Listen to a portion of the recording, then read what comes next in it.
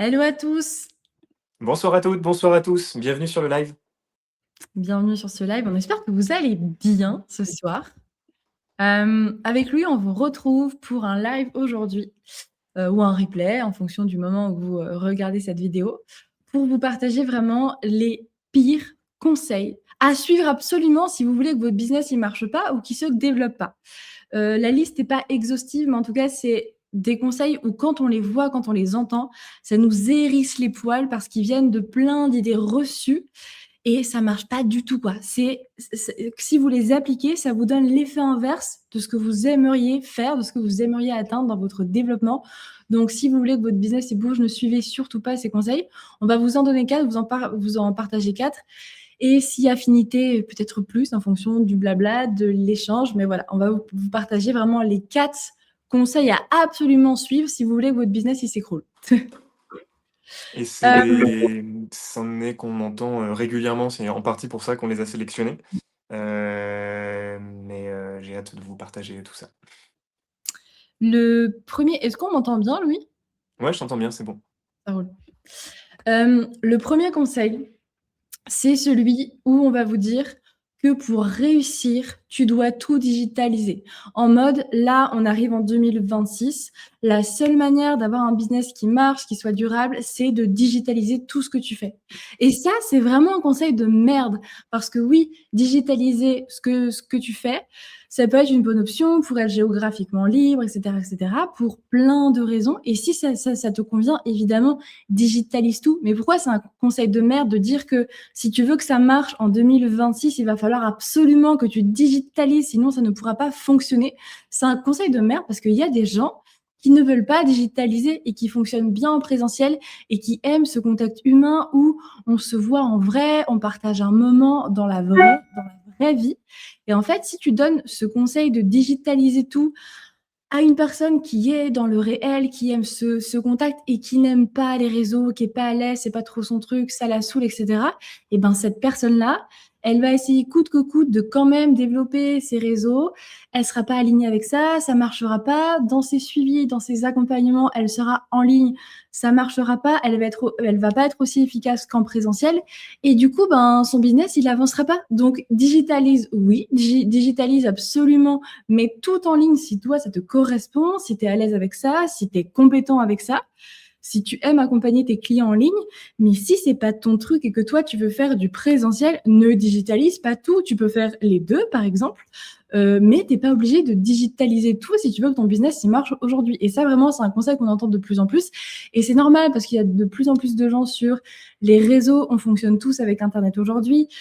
Et en vrai, dans la vie, Internet, c'est pas obligatoire. Il n'y a pas une loi qui nous dit qu'il faut absolument avoir Internet. Mais aujourd'hui, si tu n'as pas Internet, tu es littéralement exclu de la société, en fait. Mais quand bien même, c'est pas parce que il y a une injonction à être sur les réseaux, sur Internet, qu'il faut absolument que tu y sois pour ton business, en fait. Si toi, tu es à l'aise en présentiel et que dedans, tu es bon, reste en présentiel. Et surtout, juste une petite parenthèse, un truc vraiment au niveau, surtout des coachs sportifs, un truc qui va vous permettre vraiment de vous différencier de ce qui se fait de plus en plus, à savoir le digital et l'IA, ça va être de faire du présentiel. Ça ne veut pas dire que de faire du en ligne, ça marche pas du tout. Le en ligne, il marche très très bien. Mais si vous voulez, pour les personnes qui débutent ici, développer votre business rapidement et faire de l'argent rapidement, le présentiel, ça marche hyper bien pour ça. Parce qu'en plus, les gens, ils sont et ils vont être encore plus dans une recherche d'humain, de moments humains, de contact, d'émotionnel, de sensorialité, parce que l'IA est en train de remplacer plein de trucs, notamment ce contact humain, cet échange d'émotions, cet échange dans la vraie vie, ce sensoriel. Et du coup, ce qui va vous différencier de l'humain demain, ça va être d'être qui vous êtes et de créer du contact dans la vraie vie avec les personnes que vous accompagnez. Donc, tout ça pour vous dire que non, vous n'êtes pas obligé de faire du présentiel. Il n'y a pas du tout non plus une injonction à, si tu veux que ça marche, il faut absolument travailler dans la vraie vie, dans le présentiel. Mais tout ça pour vous dire que le présentiel n'est pas du tout mort. Au contraire, je pense vraiment qu'il va reprendre de l'ampleur avec la montée de l'IA, des programmes génériques, etc. Mais surtout, ne faites pas de digital si vous n'avez pas envie d'en faire, en fait. Il faut arrêter avec ce conseil-là de faut absolument te mettre sur TikTok et Instagram pour que ça marche, sinon ton business est mort. Pas du tout, c'est faux. Et l'idée, c'est de trouver ce qui vous convient à vous. Si vous êtes à l'aise en digital, que vous voulez développer ça, faites-le complètement.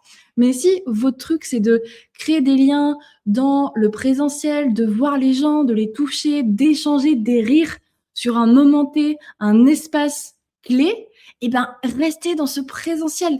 Ne vous sentez pas obligé de développer du en ligne parce qu'on vous a dit que au 21e siècle, c'était ça qui marchait. Pas du tout. Et parce que si vous vous lancez dedans et que ça vous correspond pas, ça marchera pas pour vous. Clairement, ouais. J'ai rien à ajouter si ce n'est que il y a la croyance dans le fait qu'il faille absolument avoir une présence en ligne et développer le marketing digital, ça a été vachement renforcé, pendant le Covid. Pendant le Covid, il y a vraiment eu le monde en fait s'est arrêté et à un moment donné, il y a un tournant qui a dû être pris et tout le monde n'a pas pris le tournant forcément de mettre son en ligne. C'était logique de le développer un petit peu. Il y a vraiment eu cette grosse croyance de: «Ça y est, on est arrivé à un tournant. À partir de maintenant, on se rend compte que le digital, ça marche vachement bien, il faut faire du en ligne et compagnie» et tout le monde pensait que, les formations ne reprendraient jamais, comme avant, les formations, les accompagnements parce que, on s'est rendu compte qu'effectivement, on pouvait faire des chouettes choses en ligne et j'ai même moi changé deux trois croyances, hein. Quand le Covid est arrivé, je me suis dit: «Je vais perdre mon job» parce que j'étais intimement convaincu qu'on pouvait vraiment rien faire avec de la visio, qu'on pouvait rien faire en ligne et bah, j'avais tort. On pouvait faire des choses chouettes, mais très rapidement, une fois que le Covid s'est terminé, qu'on a été déconfinés, bah, j'ai tous mes clients, qui étaient hyper heureux de pouvoir justement revenir à du présentiel et ce dont il te parle, c'est hyper important. C'est qu'il y a effectivement, un outil qui est hyper pratique et que vous pouvez utiliser à bon escient si vous en avez envie, mais il faut surtout pas vous priver du présentiel parce que les humains ont faim de ça, en fait. Surtout si vous êtes dans de l'accompagnement, qui plus est de l'accompagnement humain, ce serait vraiment une erreur de penser que vous êtes obligé de passer par cette case-là et c'est logique de le penser. On est surexposé sur les réseaux à, des coachs, à des infopreneurs qui envoient beaucoup d'infos sur internet. On peut devenir riche maintenant avec internet. Tu peux avoir un business qui soi-disant te rapporte des millions en seulement quelques mois. Sauf que, bah, derrière cet écran de bullshit, il y a une réalité, c'est que, bah, vous êtes en concurrence avec le monde entier quand vous êtes en ligne. Alors qu'effectivement, quand vous êtes sur du présentiel, bah, vous pouvez aussi revenir à du local, à de la connexion et ça peut être aussi une très bonne chose. Et encore une fois, vous avez bien compris que, si des mois on vous vend pas un programme magique, on vous dit pas qu'il y a une petite baguette que vous allez pouvoir agiter pour que tout devienne simple et évident. Mais, il y a pas une manière de faire, il y a pas un modèle à suivre. Donc si on vous dit que présentiel c'est mort, il faut que tu digitalises tout, c'est une croyance, c'est de la connerie. Juste, partez de votre vision à vous, de ce que vous avez envie de faire et développez quelque chose qui vous ressemble et vous emmerdez pas avec le reste, vraiment. J'en parlais tout à l'heure, d'ailleurs, en story de ce truc de, faire un truc qui te ressemble parce que souvent en fait, aujourd'hui, il y a une personne qui nous a dit sur Instagram avec Louis que, notre compte, il était entre guillemets «génial et trop cool» parce qu'il ressemblait pas au compte un peu, parfait qu'on voit partout et qu'avec Louis, on osait se montrer, en pilou-pilou, qu'on osait parfois rire aux éclats quand on était, en live et cetera, que des fois on faisait des fautes de frappe dans les stories, mais que c'était OK et cetera et en fait, cette personne qui m'a dit ça, je me suis dit: «Mais en fait, c'est génial» parce que c'est vraiment le message qu'on veut envoyer avec Louis, c'est que ton business, il fonctionne que s'il te ressemble, que s'il est aligné avec tes valeurs, avec ce que tu es et si aujourd'hui, toi, tu es à fond dans le en ligne et tout, que tu veux développer ça, que tu es à l'aise avec ça, ben trop bien, fonce, mais si tu es pas à l'aise avec ça, n'y va pas. Tout comme Louis et moi, on n'est pas du tout à l'aise avec les contenus un peu lisses et cetera, même si peut-être que derrière, il y a un message qui est cool et tout, mais nous, c'est pas notre truc. Faire des montages pour faire un truc beau, on s'en fout. Nous, on est vraiment authentique et on s'en fout de se montrer vraiment comme on est parce que bah, c'est nous et on n'a pas envie de paraître faux juste pour toucher un certain type de personnes, etc. Parce que si on touche du monde qui est pas aligné avec nous, on travaillera pas avec des clients qui nous ressemblent et ça va être chiant. Et tout ça pour vous dire que oui, avec Louis, notre compte Insta, il est pas lisse. Oui, on fait des fautes de frappe.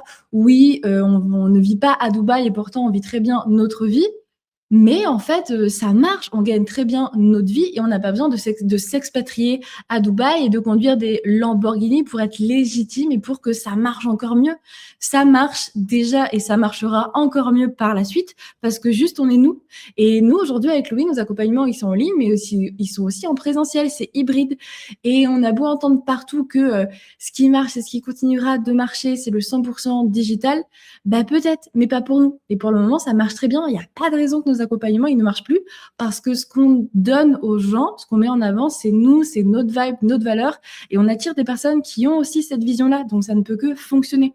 Donc, faites vraiment ce qui vous ressemble, que ce soit pour la manière de faire digital, présentiel, ou même votre manière de communiquer, d'amener les choses. C'est pas parce qu'on vous dit que c'est ça qui marche, c'est ça qu'il faut faire, que ça marchera forcément pour vous. Ce qui marchera pour vous, c'est ce qui vous ressemble, tout simplement. Le deuxième pire conseil, celui-là, Il est dans le top 1. Et pour le coup, je pense, j'ai pas de statistiques officielles, mais je pense littéralement que c'est un conseil que tous les entrepreneurs ont entendu. Vraiment. Mmh. Ouais, Je pense que en tout cas, c'est celui que votre entourage proche, quand ils ont pas un pied dans le business, qu'ils ne savent pas exactement de quoi ils parlent, c'est un peu le premier conseil qu'on donne quand on n'y connaît rien et qu'on a envie d'aider son pote qui qui galère et qui arrive pas à vendre, c'est le premier conseil qui est donné. ouais. Ce conseil-là, c'est celui où on va vous dire, si tu veux attirer plus de monde, si tu veux vendre plus, si tu veux mieux vendre, si tu veux que ton business il marche mieux, baisse tes tarifs, tu attireras plus de monde. Mais oh là là, mais c'est pas possible. En fait, quand S'il va vous baissez, s'énerver là, attention. tu temporiseras après. Ouais, après, vas-y, vas-y, laisse sortir tout ce qui est. Quand vous baissez vos tarifs, vous montrez plusieurs choses. Le premier truc, c'est que soit vous proposez un service ou une offre qui a aucune valeur, vous proposez un truc bas de gamme parce que tarif bas dans la tête des gens, ça ressemble à de la valeur basse, un truc de qualité basse.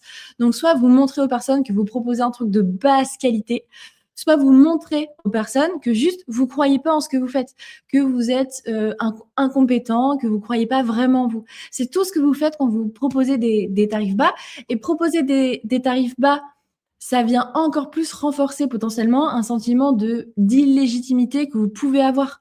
Et du coup, forcément, quand vous mettez en avant des tarifs bas, vous n'attirez pas plus de monde. Vous êtes simplement en train de renforcer ce sentiment de je suis pas assez compétent, je ne crois pas vraiment en ce que je fais, etc., etc. Et juste baisser vos tarifs, ça vous permettra pas du tout d'attirer plus de clients. Au contraire. Et si vous attirez des clients avec un tarif bas, la majorité du temps, c'est des personnes qui ne seront pas engagées dans le process et qui vont venir, qui vont pas avoir une bonne satisfaction client, qui vont pas vous faire une bonne pub parce qu'elles s'engagent pas complètement dans le processus. Et ça, c'est un truc, mais qui vaut pour tout. Je vous donne un exemple. Aujourd'hui, imaginez, vous êtes, je sais pas, coach de yoga, vous êtes thérapeute, vous faites du développement personnel, de la naturopathie en même temps, etc., etc. Et vous proposez, par exemple, un super programme de ouf, un super accompagnement sur, je sais pas, genre 6 mois qui coûte 5 000 € et votre promesse est de faire en sorte que les mamans aient moins de stress, moins de charge mentale, qu'elles retrouvent confiance en leur corps, qu'elles perdent du poids pour être plus sereines, etc., qu'elles deviennent, entre guillemets, une nouvelle femme, une maman épanouie, etc.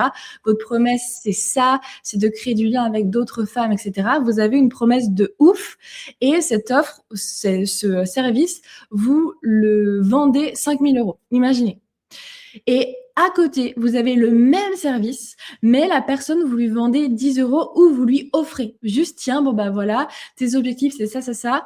Voilà, ce programme, je te le fais 10 €. Et pourtant, la promesse, c'est la même. Et bien, je vous assure que la personne qui aura mis 5 000 € dans le suivi, elle va avoir des résultats bien meilleurs que la personne qui aura payé 10 € parce que c'est juste humain. Personne n'aime se dire, je mets cette somme-là et je vais potentiellement la perdre. Et c'est pour ça que quand vous mettez des tarifs justes, pas trop élevés, mais des tarifs qui reflètent la valeur de ce que vous apportez, donc plus vous avez une valeur de ouf, plus votre tarif, forcément, il est ouf.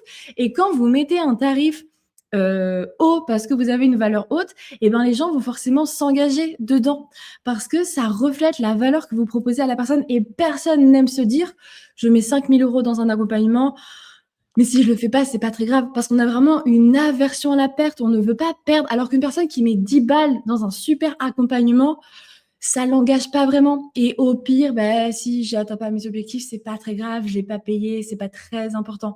Et en mettant des tarifs bas, vous allez juste soit attirer personne, soit attirer des touristes, entre guillemets, des gens qui, littéralement, ne vont pas s'engager dans le process. Donc, mettre des tarifs bas pour attirer plus de monde, c'est juste une énorme croyance. Et souvent, ça vient juste renforcer votre manque de légitimité. Ouais, vraiment la modification de votre tarif, elle doit se baser sur la valeur intrinsèque de votre offre et ça doit être en lien avec votre cible. Toute autre raison, si vous changez votre tarif pour attirer du monde, c'est vous oubliez littéralement. C'est pas du miel, hein, que vous mettez sur votre offre et ça va attirer, plein de mouches. On parle pas de ça. C'est vraiment cette croyance dans le fait qu'un tarif bas va attirer plus de monde et que votre business, il va décoller comme ça. C'est une erreur qui va vous coûter cher en temps et en argent, littéralement. Je vous invite pas à tester ça parce que ça a déjà été testé, ça a été prouvé du fait que ça ne fonctionnait pas. Il faut juste avoir quelque chose qui vous ressemble, qui vous rémunère justement et qui est vraiment en adéquation avec la valeur de ce que vous proposez. Mais toute autre modification du tarif, si vous l'indexez sur, autre chose que cette valeur-là et de votre cible, vous allez vous planter. Et si vous voulez des petits tips sur comment fixer des tarifs justes, avec lui, on a tourné un épisode de podcast et je vous mettrai le lien dans la barre d'infos. Je vous mettrai le lien YouTube et si jamais vous voulez nous écouter en audio, on est sur toutes les plateformes d'écoute, Deezer, Apple, et cetera. Donc vous pouvez nous retrouver en tapant Sid et Louis. Mais pour savoir comment fixer vos tarifs, je vous mettrai le lien si ça peut vous intéresser en tout cas.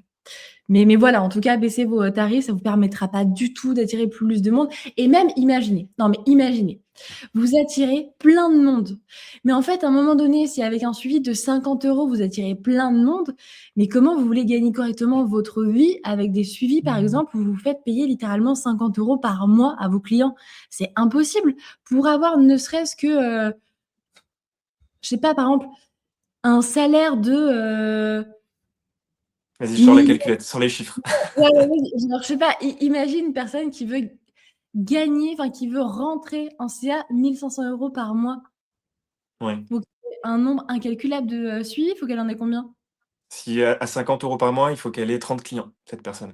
C'est énorme en fait et surtout que 1500 €, c'est un salaire, nul et surtout quand vous enlevez à ça l'URSSAF, les impôts, le loyer, les charges et cetera, il vous reste pas grand-chose et pour faire un travail quali avec 30 personnes, c'est juste impossible en fait. Non, faut être Donc tenté. à un moment donné, même si vous attirez du monde, c'est pas possible de travailler et correctement, qualitativement et vous, de votre côté, d'avoir suffisamment de temps pour vous ressourcer et cetera. C'est impossible. Donc vous allez tout gagner à augmenter vos tarifs. Voilà et juste dernier point, quand je vous dis d'augmenter vos tarifs ou quoi, c'est évidemment des tarifs qui reflètent la valeur de ce que vous apportez. Mais pour ça, vous devez être conscient aussi de la valeur et de votre offre et de vous. Oui, parce que mettre des tarifs extrêmement élevés, si votre offre elle a un niveau de valeur très, très bas, ça marche pas non plus, hein. C'est pas un curseur magique où vous allez attirer des gens qui vont, répondre à votre promesse et qui vont s'investir, hein, c'est pas ça. Si vous avez pas les compétences qui vous permettent d'assumer un suivi de qualité, vous pouvez mettre tous les prix que vous voulez, vous attirerez personne non plus. C'est vraiment une adéquation. Il n'y a pas un système magique qui va faire que ça fonctionne. C'est vraiment toute une notion d'équilibre, dans laquelle il faut, trouver sa vitesse de croisière et en même temps pouvoir suffisamment tester des choses pour s'améliorer en continu. C'est pas, une réponse unanime qui va faire que: «OK, je laisse comme ça tourne tout seul». Ça le business, ça ne fonctionne pas comme ça. Ça n'a jamais fonctionné comme ça et ça ne fonctionnera jamais comme ça. 3e conseil vraiment nul à suivre si vous voulez que votre business ne marche pas, c'est celui-ci aussi souvent ce sont les personnes de votre entourage proche qui vont vous dire ça, parce qu'elles vont être très dans la bienveillance, où elles vous aiment et cetera et puis si c'est des personnes qui n'entreprennent pas, souvent il y a un petit peu ce truc de vouloir vous protéger, machin, machin. Mais Mmh. souvent on entend ou en tout cas moi j'ai beaucoup entendu: «Écoute pas les critiques des gens, c'est des jaloux ceux qui te critiquent, les écoute pas, toi tu sais ce que tu fais, fonce» et cetera. Mais c'est vraiment un conseil à la con. Il peut être bien, mais ouais, je vois ce que tu veux dire. En fait, les critiques, alors il y a différents types de critiques et cetera et cetera. On a déjà évoqué le sujet avec Louis. Si vous voulez, on vous mettra le lien de l'épisode de podcast où on parle de ça, de comment prendre les critiques, comment les différencier et cetera. Mais littéralement, les critiques, elles sont à prendre tout le temps. Parce que soit vous allez recevoir une critique d'une personne qui connaît votre travail, qui va vous dire: «Bon, bah, voilà, ça me convient pas, ça, c'est un peu nul, ça, c'était bien» et cetera et cetera et le fait de recevoir ces critiques-là, ça va vous permettre, vous, de prendre du recul et de voir ce sur quoi vous pouvez vous améliorer, comment vous pouvez augmenter la valeur de vos accompagnements, votre manière de faire, etc., pour qu'il y ait de plus en plus de valeur et que votre entrepreneuriat se développe, qu'il y ait plus de qualité dans vos accompagnements. Et littéralement, un professionnel qui se remet jamais en question et qui ne prend jamais les critiques, c'est un professionnel qui recule parce qu'en fait, les choses évoluent, la société évolue, les besoins de votre cible, elle évolue. Donc, si aujourd'hui, vous avez fait un travail sur votre cible il y a 6 ans, peut-être approfondissez-le aujourd'hui parce que les choses changent. Donc, littéralement, vous devez prendre les critiques parce qu'elles vont vous faire évoluer. Que ce soit sur ce plan-là très factuel, mais aussi les critiques des personnes rageuses un peu, où on va vous dire ouais, mais toi, t'es moche, t'es qui pour te mettre sur Internet? Nanana. Oh, ben Louis, il parle trop mal, lui, hein, nanana. Oh, Alors, oui, avec ton dos rond, là, tu vas te faire mal avec ton Zercher, là, à 140. Attention, j'aimerais bien voir ton dos quand tu auras 30 ans. moi aussi, dis donc. C'est clair. Ah, les champions, je te jure. Waouh. Et en fait, quand ce sont les rageux qui vont faire des commentaires, là, enfin des critiques, là, prenez un temps et regardez ce que ça vous fait. Si ça vous fait rien du tout de les recevoir, tant mieux, laissez-les couler parce que c'est des gens qui ne savent pas de quoi ils parlent. Ils ne savent pas ce qu'ils avancent, on s'en fout. Et même, soyez contents parce que si vous êtes sur le net, l'algorithme, ça va le booster. Moi, les commentaires des rageux, je leur réponds tout le temps parce que je me dis, OK, ça booste un petit peu l'algorithme et j'ai un peu plus de visibilité. Par contre, quand vous prenez ce temps-là de voir ce que ça vous fait, donc si ça vous fait rien ou ça vous fait rire, peu importe, laissez couler le truc, c'est très bien. Par contre, si vous voyez que ça vous fait un truc, ça vous dérange un petit peu, genre oh là là, il m'a attaqué sur mon physique, oh, il a dit que j'étais pas compétent et voilà, ça trigger un truc. Et ben, c'est que là, peut-être, il va falloir que vous preniez du recul et que vous veniez travailler sur vos propres insécurités. Parce que si ça vous met en alerte, c'est que vous avez des insécurités, des failles et c'est normal, on est humain. Mais si à un moment donné, vous avez ces failles-là et que vous continuez à vous prendre de telles critiques et si vous bossez aujourd'hui, que ce soit sur les réseaux ou en vrai, vous allez forcément vous prendre des critiques de jaloux parce que dès que vous commencez à faire les choses et à ce que ça marche bien, bah, vous allez forcément déranger des gens parce que vous allez faire du bruit, vous imposer. Et il y a des gens qui vont hyper adhérer à ce que vous proposez et il y en a d'autres qui vont détester et que vous allez déranger parce que vous allez leur renvoyer à la tronche que eux, ben, ils sont pas forcément à votre stade et ils vont un peu être jaloux. Donc en fait, quand vous avez ces critiques-là, au bout d'un moment, vous allez continuer à en recevoir. En fait, c'est comme ça. Mais si vous avez des failles, des insécurités, au bout d'un moment, ça va vous freiner dans votre accompagnement parce que vous allez avoir peur du jugement des autres, vous allez avoir peur d'être critiqué, vous allez vous remettre en question en vous disant que bah ouais, en fait, je suis peut-être pas bon, alors que vous avez en face de vous des personnes qui ne savent pas de quoi est-ce qu'elles parlent. Donc, quand vous prenez du recul face à ces critiques et que vous voyez que ça vous dérange, ça vous met en insécurité, vous n'êtes pas hyper à l'aise, prenez du recul, regardez ce qui fonctionne bien, demandez des retours à vos clients ou en tout cas faites-vous accompagner par un coach, un thérapeute, peu importe, pour renforcer ces failles et avoir moins d'insécurité pour mieux avancer. Donc dans tous les cas, les critiques en fait elles sont bonnes à prendre parce que ce soit sur le côté factuel de ce qui se passe avec vos clients sur le terrain ou que ce soit sur le côté légitimité, être face à des inconnus, dans tous les cas, ça va vous permettre d'évoluer. Donc, il faut absolument regarder les critiques. Et c'est même en mini précision, c'est quelque chose de très chouette parce que ça prouve aussi que, bah, vous êtes pas lisse. Parce que, un contenu que vous proposez, un propos que vous tenez, s'il est extrêmement lisse, s'il est pas du tout clivant, s'il ne génère aucune réaction, qu'elle soit positive ou négative, bah, c'est juste, calme plat, quoi. C'est une feuille blanche. Alors justement, quand vous allez commencer nous avec je me rappelle avec Sid, il y a ouais, ça commence à remonter maintenant, mais le tout premier commentaire vraiment, stupide et haineux qu'on a reçu, on l'a vraiment célébré en mode: ça y est, la machine a commencé à prendre. Sid et Louis, là, on commence ensemble à trouver notre identité» et il y a des gens à qui ça plaît pas du tout et c'est une super chose parce que ça veut dire qu'il y a une identité et donc forcément, bah, les gens s'identifient ou pas et quand ils s'identifient pas, il y a des gens qui ont appris à réagir très vivement et à pas du tout contrôler leurs émotions, donc il faudrait manque d'éducation, ça pour le coup on n'y peut rien. Mais ça veut dire que justement, bah, il y a un côté un peu clivant et donc vous allez davantage plaire à votre cible, vous allez davantage plaire aux personnes qui vous ressemblent et vous allez davantage éloigner, bah, les personnes avec lesquelles de toute façon vous n'allez jamais travailler. Donc c'est un très, très bon indicateur du fait que vous êtes en train de trouver votre style ou alors que votre style, il s'affirme. Donc c'est top et puis si un jour vraiment, vous affirmez une bourde absolument énorme et qu'il y a, plein de personnes qui se mettent à vous critiquer, puis à dire que vous avez dit de la merde, bah, vous avez juste à vous remettre en question, puis faire: «Oui, c'est vrai, je me suis planté» et ça s'arrête là. Qui s'en rappellera dans 3 ans? Personne! Il y a que vous, donc allez-y, passez à l'action et Et puis prenez les même critiques, ça fait avancer.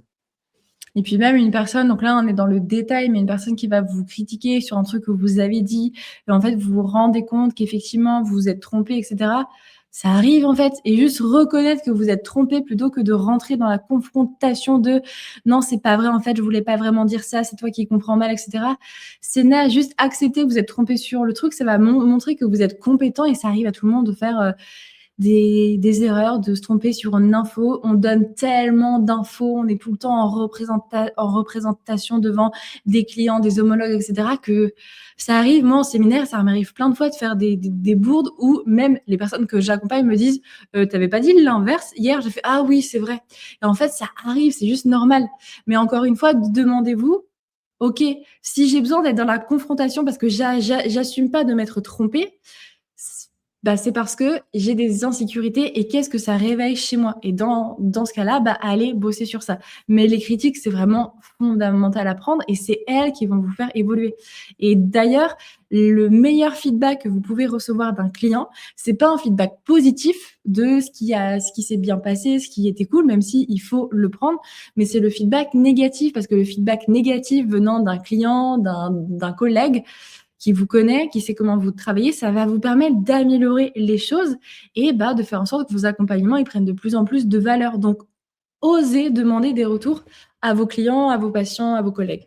Ouais, clairement. Ouais, une critique positive, ça va renforcer votre confiance en vous, ça va vous permettre de vous affirmer, et une critique négative constructive, ça va vous permettre de vous améliorer. On a vraiment besoin des deux, comme l'a dit Sid, mais l'amélioration, elle viendra toujours de l'identification d'un facteur négatif dans votre proposition de valeur, dans votre business, ou même pour vous en tant que personne. C'est hyper précieux, quelle que soit la direction. Un dernier conseil qui est vraiment super, Ah, on l'adore lui. et je trouve qu'il a la peau dure, ce conseil. Oui, bah, surtout avec je trouve avec les infopreneurs, les réseaux et compagnie, il y a cette perte de confiance qu'on peut avoir dans les accompagnements, dans les formations. Il y a un truc un peu très méritant là, il faut aller dans le dur. Donc je pense que c'est quelque chose qui, à mon avis, va se renforcer d'ailleurs dans les années à venir. Du coup, ce conseil, c'est celui où on va vous dire: «Non mais toi, si tu veux développer ton entrepreneuriat, si tu veux viser les 100 000 € de ACA, si tu veux faire mieux, et cetera, te fais pas accompagner, ça sert à rien. Si tu te fais accompagner, tu vas perdre de l'argent, et en plus, tu auras pas le mérite de l'avoir fait toi-même. Alors que si tu fais tout seul, que tu te fais pas accompagner, si l'accompagnement il coûte 10 000 balles, et ben, le faire seul, déjà, tu auras économisé 10 000 €, ce sera dans ta poche, et en plus, au moins, tu pourras dire que toi, tu l'as fait tout seul, que tu as pas été pistonné, que tu auras le mérite, en fait, littéralement, d'avoir développé ton business seul, quoi. Mais juste, bah, déjà, sur le point de tu gagnes de l'argent, juste non, parce que il faut vraiment voir un accompagnement comme un peu comme une maison. Je m'explique. Si demain vous achetez un téléphone, par exemple, il y a des personnes qui parfois vont faire un prêt pour acheter un téléphone. Et ben, c'est une très mauvaise chose si vous voulez être riche, parce que votre téléphone, quand vous l'achetez, quand vous faites un prêt, déjà, vous allez avoir des intérêts, et en plus, votre téléphone, au fil du temps, il va perdre de la valeur. Par contre, une maison, littéralement, c'est un investissement. Vous savez que votre maison, même si vous faites un prêt aujourd'hui pour l'acheter, au fil du temps, votre maison, elle va potentiellement prendre de la valeur, et vous allez pouvoir, à un moment donné, si vous voulez, la revendre plus cher que ce que vous l'aviez acheté, avec potentiellement des travaux, etc. Et ben, un accompagnement, c'est pareil. Quand vous faites appel à un organisme de formation, un formateur, une formatrice, un coach, bref, peu importe, quelqu'un de compétent dans son domaine pour vous accompagner à développer votre entrepreneuriat, c'est un investissement. Cet accompagnement-là, il va vous permettre de gagner de l'argent. Il va vous permettre de mettre en valeur ce que vous proposez. Il va vous permettre de prendre de la valeur. Et littéralement, par exemple, dans les accompagnements qu'on propose avec Louis, tous nos clients ont rentabilisé leur investissement et ont gagné plus que ce qu'ils ont investi dans le suivi. Et c'est tout l'intérêt des accompagnements entrepreneuriales, bien qu'il y ait des organismes de formation moins quali que d'autres, ça c'est sûr. C'est à vous de faire votre recherche sur bah, à qui je dois faire confiance. Et d'ailleurs, j'en profite, on a fait un épisode aussi, on a fait beaucoup d'épisodes, mais on a fait un épisode Vachonnet. sur bah ouais, on a fait un épisode sur un peu les red flags, où vous devez vraiment faire gaffe à ces points quand vous choisissez un formateur pour vous accompagner parce qu'il y a tellement de bullshit que, on sait plus à qui faire confiance, comment faire ses choix. Donc on vous mettra le lien si vous voulez le voir. Mais donc je disais que quand vous faites appel à un formateur compétent, et ben, littéralement, c'est un investissement et vous allez mettre un peu d'argent au début, mais rapidement, en tout cas pour nous, en général, au bout de 3 mois d'accompagnement, tous les gens qui sont dans notre suivi ont déjà rentabilisé leur investissement. Il y en a dès le premier mois, ils font de l'argent, d'autres un petit peu plus tard, mais dans tous les cas, à la fin, ils ont tous gagné plus que ce qu'ils ont investi et c'est le but de l'accompagnement entrepreneurial. Donc il faut pas vous dire: «Si je ne paye pas cet accompagnement 10 000 €, je gagne 10 000 €», pas du tout, parce que vous allez littéralement perdre votre temps à faire des trucs où vous savez pas comment faire, vous allez pas suffisamment prendre de la hauteur pour savoir quel chemin prendre et cetera. Vous allez peut-être payer des petits trucs à droite, à gauche, des webinaires, des outils, investir dans des tunnels de vente qui vous correspondent pas et peut-être qu'à la fin, bien souvent, vous aurez juste littéralement, bah, dépensé pas loin de 10 000 €, mais ce sera littéralement une dépense et pas un investissement parce que vous aurez pas été dans un chemin qui vous convient. Et en fait, un accompagnement, il est là pour vous faire gagner du temps, gagner de l'argent rapidement et vous épargner toute la charge mentale qui va avec. Et il faut accepter que dans la vie, vous ne pouvez pas savoir tout faire. C'est pour ça qu'il y a des professionnels, c'est pour ça que parfois il faut se faire accompagner. C'est pour ça qu'aujourd'hui, vous accompagnez potentiellement des personnes à faire du yoga, se remettre en forme, faire du crossfit parce que les gens ne savent pas faire. Et vous, c'est pareil, votre business, bah, vous savez pas le faire fonctionner et c'est normal. Gérer un business, gérer un entrepreneuriat, ça s'apprend. Vous êtes nul en business, c'est comme ça. Maintenant, il faut l'accepter. Il faut juste que vous vous fassiez accompagner pour gagner du temps, de la charge mentale et surtout de l'argent. Donc littéralement, vous dire: «Je me fais pas accompagner parce que ça va me faire économiser de l'argent», c'est une erreur fondamentale parce que c'est un investissement. Ces 10 000 € que vous allez mettre dans un accompagnement, ils vont fructifier à la fin de l'accompagnement. Vous aurez peut-être touché en plus 20 000 ou 30 000 €. Là, si vous ne le faites pas, vous aurez juste, oui, économisé 10 000 €, mais c'est tout. Pendant un an, vous aurez galéré, perdu du temps, réfléchi dans le vide. Vous serez peut-être dispersé et votre business, il n'aura pas forcément évolué. Donc, il faut absolument vous faire accompagner pour ça. Et ensuite, sur le côté, je pourrais dire qu'au moins je l'ai fait seule, ça n'a aucune valeur, c'est littéralement vos croyances. Louis, est-ce que tu peux expliquer? Parce que ça, tu l'expliques très bien ce truc de mérite. Ouais, ouais, mais c'est le je reviens juste là sur ce que tu évoquais, l'investissement dans une formation, dans un accompagnement. Gardez en tête que c'est sur vous, hein, que vous investissez quand vous vous faites accompagner. Donc c'est vous-même que vous mettez en avant, vous faites monter vos compétences et c'est pas juste de l'argent qu'on dépense. J'aimais bien ta comparaison.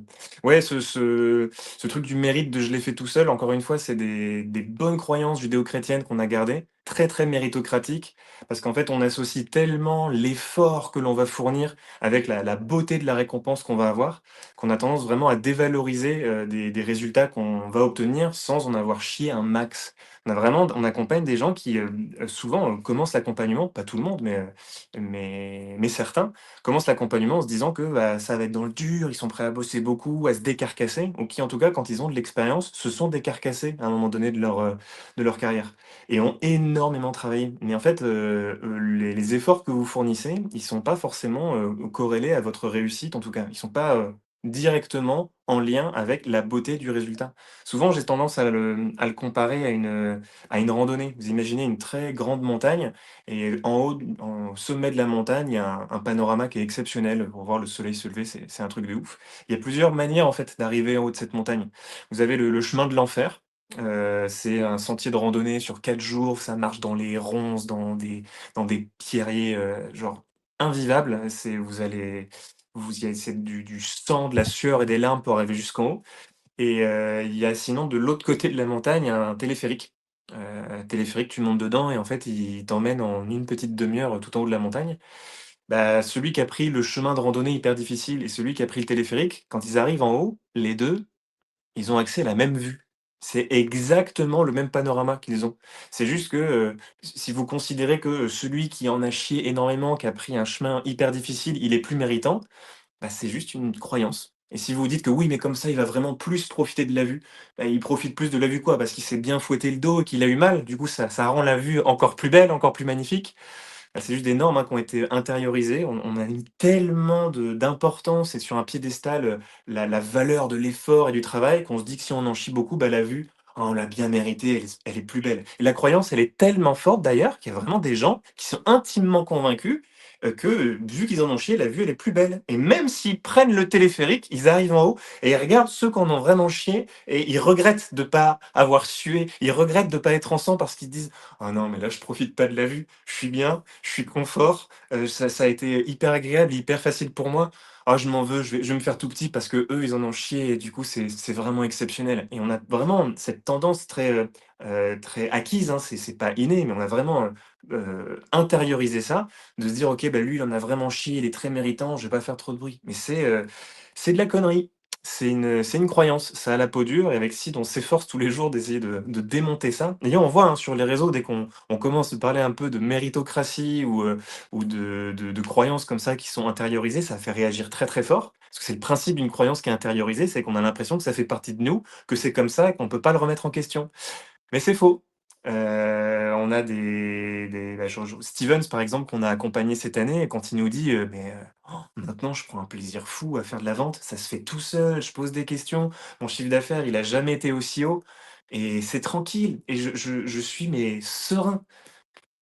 Il a augmenté son chiffre d'affaires, il est serein et c'est très bien. Il n'y a pas à se battre, il n'y a pas à rendre les choses difficiles pour être méritant et pour que ce soit beau. Donc, quand on vous dit, «En plus, tu auras le mérite de le faire toi-même», vous allez juste en chier plus, vous allez avancer avec les 2 mains sur les freins, vous allez juste galérer plus. Mais, il faut penser à déconstruire ça le plus vite possible parce que, vous vous mettez des bâtons dans la roue et c'est facile à dire, mais à faire, à interroger et à modifier, c'est hyper compliqué. Moi, je me rappelle encore il y a quelques années, j'éprouvais un très haut niveau de satisfaction quand je passais une journée entière à faire de la compta et des trucs, hyper difficiles. À la fin de la journée, je me sentais fatigué, bah, je me sentais bien et j'étais content parce que, ah, j'ai eu une vraie journée de travail. Parce que comme je gagne plutôt bien ma vie en travaillant peu, avec le système que j'ai mis en place avec Seed, j'avais tendance à culpabiliser, de me dire: «Bah, aujourd'hui, je me suis amusé toute la journée, j'ai gagné de l'argent» et j'avais un sentiment en fin de journée de me dire: «Ah, je mérite pas trop». Alors que le lendemain, j'avais passé une journée de merde à bosser comme un chien, j'ai pas gagné plus, mais j'avais une petite satisfaction de: «Ah ouais, j'ai bien travaillé». Même en le sachant, mais c'est parce qu'on a tellement intériorisé ça profondément, tu as beau être un accompagnant, tu as beau être formateur spécifiquement dans ce domaine, on se fait prendre. La société, c'est plus fort que nous. On a intériorisé des choses tellement profondément ancrées en nous que ça fait indéniablement un peu partie de notre psyché, un peu partie de notre histoire, de notre point de vue. Donc bon, bah, quand c'est juste des petits sentiments, par-ci par-là, quand, vous faites une randonnée dure, bah, c'est OK et j'ai même envie de dire que, bah, fournir un gros effort, parfois, ça peut être, très satisfaisant aussi, c'est chouette. Enfin, je veux dire, si tu fais des sports de force, moi je suis marathonien, si j'avais une aversion complète à l'effort et que je voulais que tout soit facile, bah, on serait pas non plus attiré par ça. Mais il faut pas se dire qu'on est plus méritant et que c'est meilleur parce qu'on a mal, pas du tout. Fournir un effort et aller dans le dur un peu et de temps en temps forcer, bah, on peut éprouver du coup de la satisfaction là-dedans parce que, on a su passer un obstacle, parce que, on a su dans l'adversité, bah, se montrer fort et ça peut être valorisant. On peut, prendre ça comme une qualité.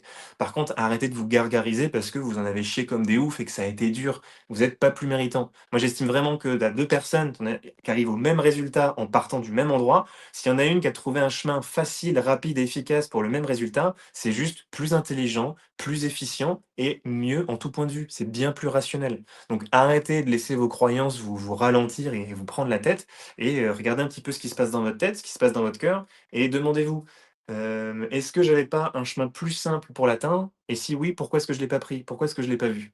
et petit à petit, l'oiseau va faire son nid, vous allez voir que finalement, bah, il suffit pas, d'être très méritant pour y arriver, il faut juste bien travailler et se faire accompagner, quoi. Parce que, toutes les erreurs business, elles ont été faites déjà. Et il y a 1000 et une solutions qui ont déjà été trouvées. Il y a une infinité de solutions et il y a des solutions que vous allez devoir trouver vous-même pour des problèmes hyper spécifiques à vous, à votre business, mais il y a des problèmes que toute entrepreneuse et entrepreneur, rencontre et ça sert à rien de reproduire exactement le même pattern, de perdre du temps, quand vous pouvez vous faire accompagner pour ça, quoi. Profitez des erreurs des autres, c'est ouvert et ça s'appelle un accompagnement et ça fait grandir beaucoup plus vite. Et ça veut pas forcément dire qu'entreprendre, ça c'est forcément facile. Ça veut pas forcément dire qu'entreprendre, c'est forcément facile. Ça veut pas non plus forcément dire qu'entreprendre, c'est dur. Dans l'entrepreneuriat, il y a des choses très complexes, surtout quand tu démarres, surtout quand, à un moment donné, ça marche et que tu veux dépasser un plafond de verre qui est là. Entreprendre, ça se fait pas en un claquement de doigts. Atteindre les 100 000 euros de CA, voire plus, non plus. Il y a des moments durs, mais ça veut simplement dire que à quoi bon choisir la voie la plus difficile quand tu peux avoir une voie un peu plus simple avec des moments un peu durs, mais quand même un peu plus fluide? C'est un exemple que j'aime beaucoup donner. C'est vraiment l'exemple d'une personne qui veut, je sais pas, faire 200 kilos au squat. Imagine, tu as un athlète qui veut faire 200 kilos au squat. Non, imagine, tu as deux athlètes qui veulent faire 200 kilos au squat. Ok. On reprend. Tu C'est as deux reparti. athlètes. Quoi? C'est reparti. Vas-y, je voulais pas te couper. Oh bah surtout pour répéter toujours la même phrase, ça va C'est être clair. chiant. Donc alors, il y a 2 athlètes qui font du squat. Vas-y, c'est super. Voilà. Donc, tu as deux athlètes qui veulent faire 200 kilos au squat. Tu en as un qui s'entraîne au squat 2 fois par semaine. Donc, il a 2 mouvements de squat par semaine. Il a du squat lourd, du squat en puissance, du renfort, etc. La charge est bien gérée, le volume est bien géré. Parfois, il y a des RPE hauts, des fois des RPE un peu plus bas, etc. Il a 2 squats par semaine. L'autre, il a 8 squats par semaine et à chaque fois, c'est du RPE 10. C'est des max, des max, des max, des max, des max. Eh ben, celui qui va faire son 200 kilos en premier, il y a de grandes chances. Alors évidemment, tout dépend de où il démarre. On va dire qu'ils ont tous les deux un squat à 180, ok. En fait, celui qui va atteindre son 200 kilos normalement le plus rapidement possible et sans blessure, ça va être celui qui fait du squat 2 fois par semaine de manière bien pensée, adaptée à lui, avec une fréquence adaptée, une charge adaptée, des entraînements bien calibrés pour lui, alors que l'autre qui fait du squat lourd tous les jours, c'est comme toi, Louis, si je te disais, tu cours un marathon en mode PR tous les jours de la semaine pour que dans un mois, tu fasses ton max sur une course, ce serait juste, non, ça marche pas comme ça, parce que ça va être trop dur, c'est pas adapté. Là, c'est pareil, quelque chose de bien pensé, de penser pour vous, ça suffit, ça sert à rien de chercher à faire plus dur sous prétexte que vous mériterez mieux parce que vous allez juste vous casser la binette beaucoup plus vite que juste si vous aviez suivi un suivi adapté à vous. Dans l'entrepreneuriat, c'est pareil. Vous ne diriez jamais à un athlète qui veut faire 200 kilos au squat de faire du squat lourd tous les jours de la semaine parce que ça n'a juste pas de sens. Vous lui proposeriez un entraînement adapté au niveau du volume, de la charge, etc. Au niveau de votre business, c'est pareil. Pourquoi choisir la voie la plus dure juste pour mériter plus? Il n'y a pas de mérite qui tienne à ce niveau-là. Juste, vous êtes en train de choisir une voie chiante, dure, qui va vous faire perdre du temps, de l'énergie, de l'argent, alors qu'à côté, vous pourriez avoir une voie pas forcément beaucoup moins dure, mais plus fluide pour vous. Ça sert à rien de souffrir juste pour souffrir et vous dire « Ah j'ai mérité ». Ouais, mais moi, Sid, attends, mon business, je l'ai construit à la force de mes bras. OK, j'ai mis 10 ans. OK, j'aurais pu le faire en 6 mois, mais regarde, je l'ai fait tout seul, j'en ai chié, j'ai perdu de l'argent. C'est génial quand même. Mais c'est de la folie, mais je vous jure qu'il y a des gens comme ça, hein. On en a croisé et on en recroisera. Des gens qui préfèrent vraiment mettre 10 ans et en chier à fond et après de se dire: «Je l'ai fait tout seul, comme un grand». Bah, c'est super. Restez tout seul, c'est envie d'être tout seul. En tout cas, si vous avez envie d'évoluer sur du collectif et que vous avez envie de vous faire accompagner, pas forcément dans la douceur, parce que nos accompagnants Exil, ils sont pas que dans la douceur, on dit les choses très honnêtement. Mais si vous avez enfin envie de voir les choses en grand et puis de passer la quatrième pour 2026, nos accompagnements reprennent en janvier. Donc n'hésitez pas, si vous sentez que c'est le moment pour vous de vous faire accompagner et que vous en avez marre d'être dans le dur, on est très, très disponible, que ce soit sur Insta ou même vous vous retrouverez là dans les liens en dessous, un calendar pour prendre rendez-vous avec nous. Si vous avez envie de développer votre business, on sera très heureux d'en discuter avec vous. Let's go, merci pour ce live. Juste, je rajouterai un petit truc. L'exemple du mec qui met 10 ans à atteindre ses objectifs alors qu'il aurait pu les atteindre en 6 mois en étant accompagné, mais je l'ai fait seul. En fait, ça veut dire juste que pendant 9 ans et demi, en fait, pendant 10 ans, en fait, son business, il a aidé personne. Alors aujourd'hui, si vous faites ce travail-là, c'est pour aider du monde, c'est pour améliorer la vie, la santé des gens et tout le temps que vous perdez à me faire seul, c'est du temps que vous littéralement gâchez pour aider du monde et pour faire ce travail passion qui vous nourrit vous et qui nourrit en plus des autres humains. Donc ça devient même un acte égoïste en fait, trop égoïste de vouloir faire ça seul sous prétexte que je mérite mieux. Donc pensez aussi à ce truc-là. On va pas s'épancher plus, sinon je vais encore reparler des 2 élèves qui voulaient faire du squat. Ça va être un peu long. Et ben, je vous souhaite une bonne soirée. Je ne répète pas ce que Louis a dit. Juste si vous voulez nous écouter, on est aussi sur les plateformes d'écoute, Deezer, et cetera. On est aussi sur LinkedIn. Voilà, si vous voulez nous suivre. Et puis on vous dit à demain, je crois, oui, vendredi 20h, demain pour le prochain live. Et sur ce, eh ben, je vous souhaite une bonne soirée et puis je vous dis à bientôt. Prenez soin de vous.